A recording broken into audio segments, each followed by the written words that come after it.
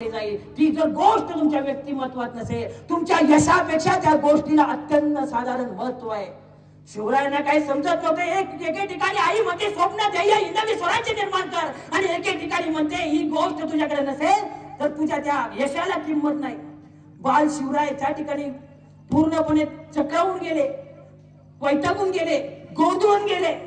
त्या माऊलीनं बाळाला जवळ घेतलं, स्वतःच्या मांडीवरती बसवलं आणि आयुष्यातला सर्वोत्तम असा धडा गेला। राजांना सांगितलं, राज ध्येयापेक्षा, यशापेक्षा, पैशापेक्षा, संपत्तीपेक्षा, मान सन्मानापेक्षा सर्वात महत्वाची गोष्ट आहे चारित्र्य।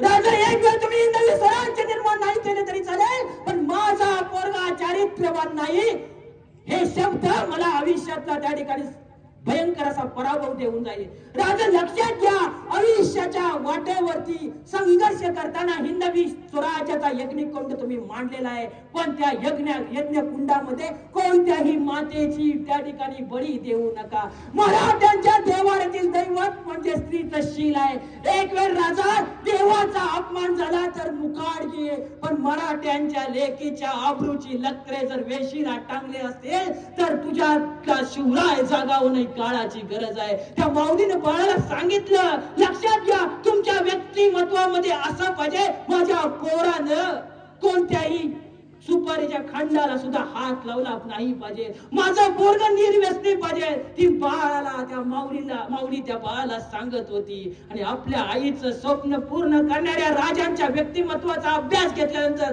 आमच्या लक्षात येतं, अरे उलटा शिवरायांच्या चरित्राची पाने।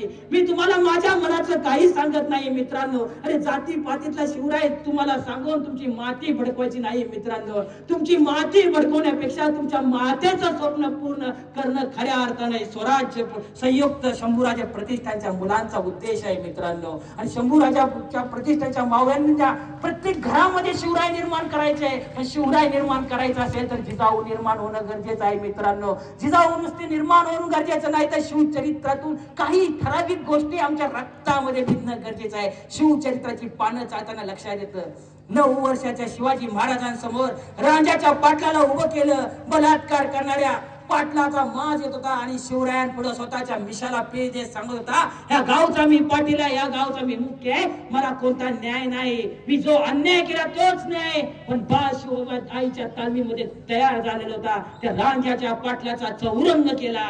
शिवाजी महाराजांच्या चरित्राचा अभ्यास करताना पुढचं प्रकरण येतं, शिवाजी महाराजांच्या समोर एक कल्याणची सुभेदाराची सून उभी केली आणि राजांना नजराना म्हणून त्या ठिकाणी मावळ्यांनी तो शब्द म्हणतो तो शिवरायांचा क्रोध खवळला।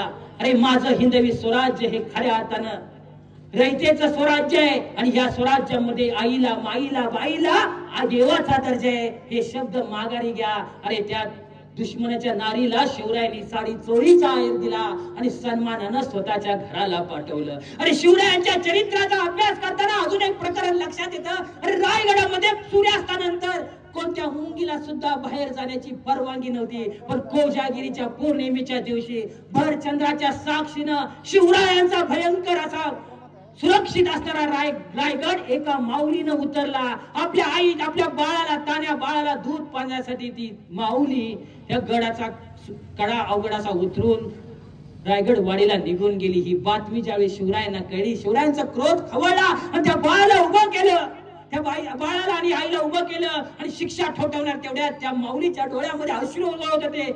आणि त्या माऊलीने सांगितलं, राजा मी त्या ठिकाणी गुन्हा केलाय, शिक्षा द्या, तुमचा कायदा कडक आहे, पण लक्षात घ्या मी गुन्हा कशासाठी केलेला आहे त्याचा उद्देश तरी समजून घ्या। ह्या तान्या बाळाला दूध पाजण्यासाठी हा गडकोट कडा उतरून मी गेली। राजांच्या डोळ्यातून अश्रू ओरगळू लागले, अरे आपल्या हातून कोणतं पाप होणार होतं, ज्या कडा त्या माऊलीनं उतरला त्या कड्याचं नाव दिलं हिरकणी कडा, हिरकणी बुरुंज। त्या माऊलीचा सन्मान केला राजाने। अरे तुम्ही आम्ही शिवरायांचे भक्त, आणि आम्ही फक्त आणि फक्त लेखी बाळीकडे वाकड्या नजरेनं बघणार, व्हॉट्सअपवरती घाणेरडे मेसेज पाठवणार आणि शिवरायांचे चरित्र आम्ही वाचणार, हे खऱ्या अर्थानं तुमच्या आमच्या व्यक्तिमत्वात विसंगती होते। शिवचरित्राचा अभ्यास करताना शिवरायांच्या वाटेवर चालायचं खऱ्या अर्थानं विस्तवावरती चालण्यासारखं आहे, आणि विस्तवावर चालण्यासाठी मर्दाची जात लागते। अरे विस्तवावरती संघर्ष करून चालायचं असेल तर रक्तामध्ये पुरुषार्थ लागतो आणि शिवचरित्राचा अभ्यास तुम्ही आम्ही करतोय. शिवचरित्राच्या कार्यकर्तृत्वावरून प्रत्येकाची घरातली पवित्र कूस करायची असेल तर आजपासून आमच्या हातून कोणतंही व्यसन होणार नाही हे खऱ्या अर्थानं स्वतःच्या मनाला या ठिकाणी शिव जयंतीच्या शिवरायांच्या प्रज्वलित असणाऱ्या ज्योती पुढं नस्तमस्तक होऊन स्वतःच्या मनाला विचारायचंय. आजपासून तुमच्या हातून माझ्या हातून एखाद्या कोणत्याही माऊलीचा एकतर सन्मानच होईल पण त्याचा अपमान होणार नाही. वाकड्या नजरेनं आम्ही त्याच्याकडे पाहणार नाही. कारण का तुमच्या आमच्यात काळजातला शिवराय आम्हाला परवानगी देत नाही. मित्रांनो, शिवचरित्राचा अभ्यास करताना उलटा पुन्हा पाहणं. शिवचरित्रांचा अभ्यास करताना शिवाजी महाराज धारवाड त्या ठिकाणी गेले होते आणि धारवाड मध्ये बेलवडी गाव होतं आणि बेलवडीवर सकोजी नावाचा आपला एक सरदार होता. बेलवडीवरती त्या ठिकाणी अटॅक करण्यात आला, आक्रमण करण्यात आलं. बेलवडीच्या राणीला सावित्रीला शिवाजी महाराजांच्या पुढे उभं करण्यात आलं. त्या सावित्रीला वाटलं हा राजा आपल्याला नेस्तनाबूत करून टाकेल, संपवून टाकेल. पण ती सावित्री दरबारामध्ये एकटी आली नव्हती. सावित्रीच्या हातामध्ये तानं लेकरू होतं. आपल्या बाळाला घेऊन बाणेदार पावलं टाकत सावित्री देसाई नावाची ती महिला शिवरायांच्या दरबारात आली आणि राजांना बाणे पण सांगितलं, अरे कोणती शिक्षा द्यायची दे, ही शिक्षा देण्यासाठी मी त्या ठिकाणी खंबीर आहे, आतुर आहे आणि ती सोसायची हिम्मत धमक माझ्यात आहे.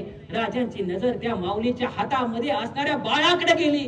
राजांच्या डोळ्यातून पुन्हा अश्रू ओरगळू लागले. अरे कोणत्या माऊलीला आम्ही शिक्षा देतोय? राजांनी आपल्या सरदाराला आदेश सोडला, अहो सखोजी वाटी घेऊन या, नुसती वाटी आणू नका, चमचा घेऊन या आणि त्या वाटीमध्ये दूध घेऊन या. राजांनी वाटी चमचा हातामध्ये घेतलं, स्वतःचं सिंहासन सोडलं आणि राजे यांनी त्या सावित्रीकडे गेले. ते तान लेकरू स्वतःच्या मांडीवरती घेतलं आणि वाटीनं चमच्यानं ते बाळाला दूध पाजत होते.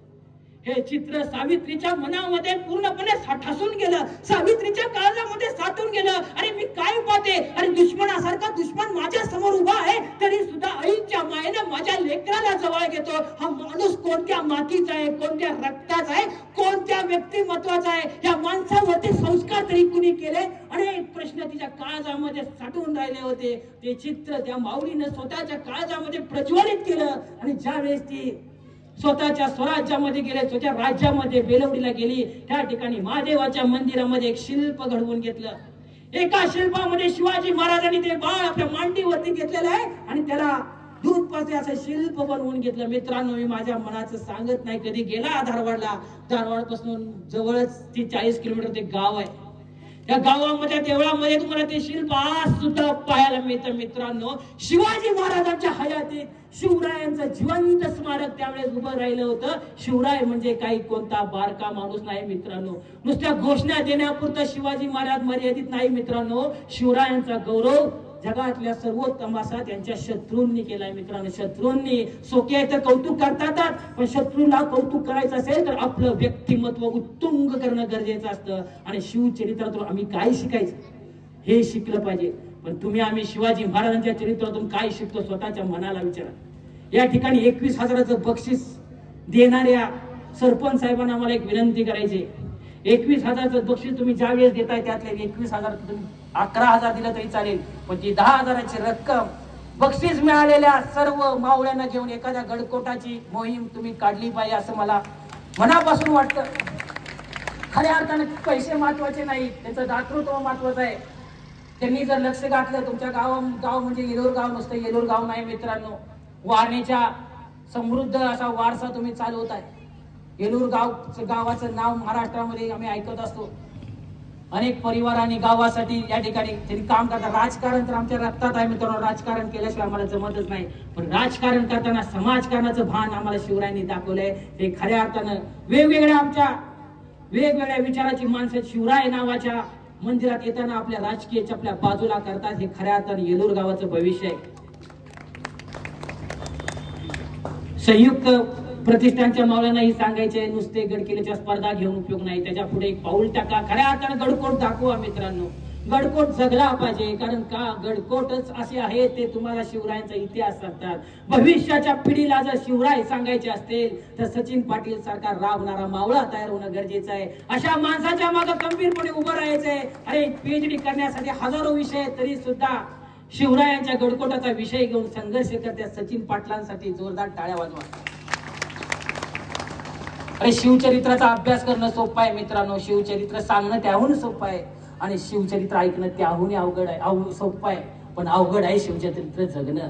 आणि जगणं खऱ्या अर्थानं महत्वाचं आहे. हे शंभूराजे प्रतिष्ठानच्या मावळ्यांचं ध्येय आहे आणि ते 100% स्वतःच्या ध्येयामध्ये 100% यशस्वी होते. सांगायला कोणत्या ज्योतिषाची गरज नाही. बघा, शिवचरित्राचा अभ्यास करताना शिवरायांची 14 वर्षाची झाली असतील मित्रांनो. शिवरायांना आऊसाहेब जवळ घेतला आणि आयुष्याचा सर्वोत्तम धडा देण्यासाठी पुन्हा बाळाला प्रश्न केला, तुझ्या व्यक्तिमत्वामध्ये असा कोणता गुण हवा त्या गुणाच्या जोरावरती तू 100% यशस्वी होतील. आपल्या आईच्या प्रश्नाचं उत्तर राजांनी द्यायचं नाही ठरवलं, कारण त्यांना माहिती आहे आपल्या आईचं नेमकं उत्तर आम्ही सांगू शकत नाही. त्या माऊलीने बाळाला जवळ केलं आणि सांगितलं, राजा मी सांगते ना, स्वतःच्या काळजामध्ये पुरून ठेवा.